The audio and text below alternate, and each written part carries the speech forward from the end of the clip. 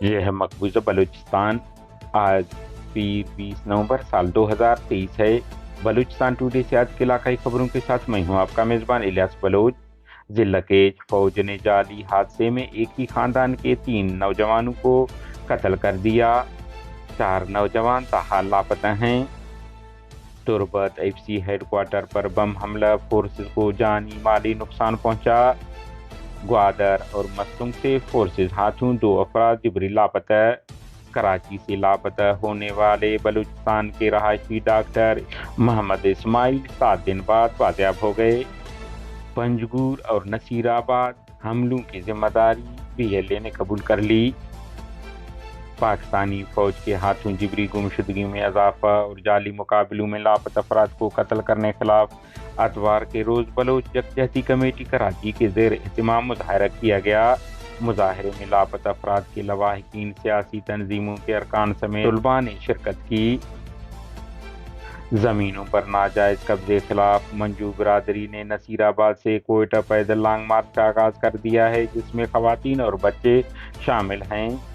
بتایا جا رہا ہے کہ پیدل لانگ مارچ کا قافلہ چوتھے روز بختیار آباد پہنچ گیا ہے۔ سوراب ٹریفک حادثے میں بچہ ہلاک، 4 افراد زخمی۔ کوئٹہ سے محمد انور نامی شخص کی نعش برآمد۔ ضلع کے ہفتہ اور اتوار کی شام پاکستانی فورسز نے جبری لاپتہ ہونے والے ایک ہی خاندان کے 7 نوجوانوں میں سے 2 بھائیوں سمیت 3 نوجوانوں کو بارودی سرنگ کا نشانہ بنا کر ہلاک کر دیا ہے۔ سیاسی، سماجی، انسانی حقوق کے اداروں کی مذمت۔ بلوچستان سول سوسائٹی کے کنوینر گلزار دوست کے مطابق اس خاندان کے 7 افراد کو بیک وقت جبری لاپتہ کیا گیا تھا، جن میں سے 3 کو زیر حراست قتل کیا گیا ہے، جبکہ 4 اب تک جبری لاپتہ ہیں۔ انہوں نے وائرل ویڈیو میں کہا ہے کہ عادل ولد آسا کو فورسز نے 22 اگست کو سید مجید شاہ ایڈوکیٹ کے چیمبر سے اور ان کے بھائی شاہ جہان کو میری بہن کزن کے گھر سے گرفتاری کے بعد جبری لاپتہ کیا گیا تھا، اور نبیداد ولد لیواری بھی گرفتاری کے بعد جبری لاپتہ کیے گئے تھے۔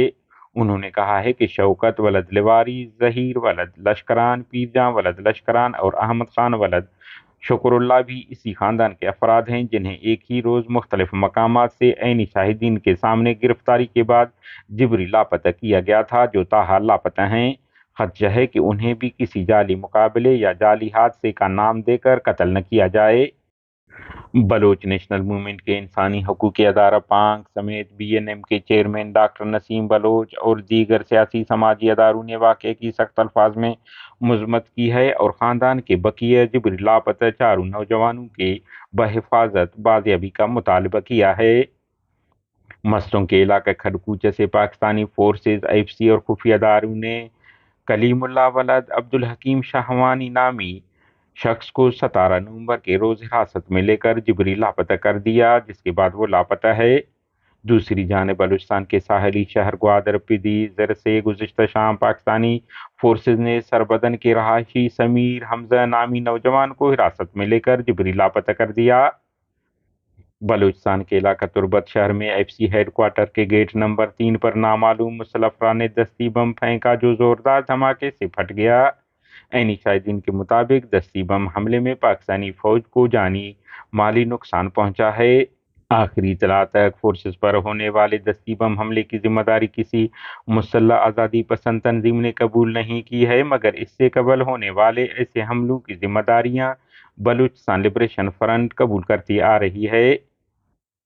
بلوچ لبریشن آرمی کے ترجمان GN بلوچ نے جاری بیان میں کہا ہے کہ سرماچاروں نے گزشتہ شب پنجگور چتکان کے مقام پر دشمن فوج کے مرکزی کیمپ کے حفاظتی چوکیوں پر گرنیڈ لانچر سے متعدد گولے داغے، جس کے نتیجے میں چوکی میں 2 اہلکار زخمی ہو گئے۔ ترجمان نے کہا ہے کہ دوسری کارروائی میں ہمارے سرماچاروں نے نصیر آباد میں قابض پاکستانی فوج کے ذیلی فورس پولیس کو دستی بم حملے میں نشانہ بنایا، جس میں 3 اہلکار زخمی ہو گئے۔ انہوں نے کہا ہے کہ بلوچ لبریشن آرمی دونوں حملوں کی ذمہ داری قبول کرتی ہے۔ سوراب، کوئٹہ، کراچی شاہراہ خالق آباد کے مقام پر ویگو اور کار میں تصادم حادثے کے نتیجے میں ایک بچہ ہلاک جبکہ 4 افراد زخمی ہو گئے۔ حادثے میں زخمی ہونے والے افراد کا تعلق مولانا منظور احمد مینگل کے خاندان سے بتایا جا رہا ہے۔ کوئٹہ کے علاقہ پشتون آباد رشید چوک سے محمد انور نامی شخص کی نعش ملی ہے، تاہم ان کی ہلاکت کے وجوہات معلوم نہیں ہو سکے ہیں۔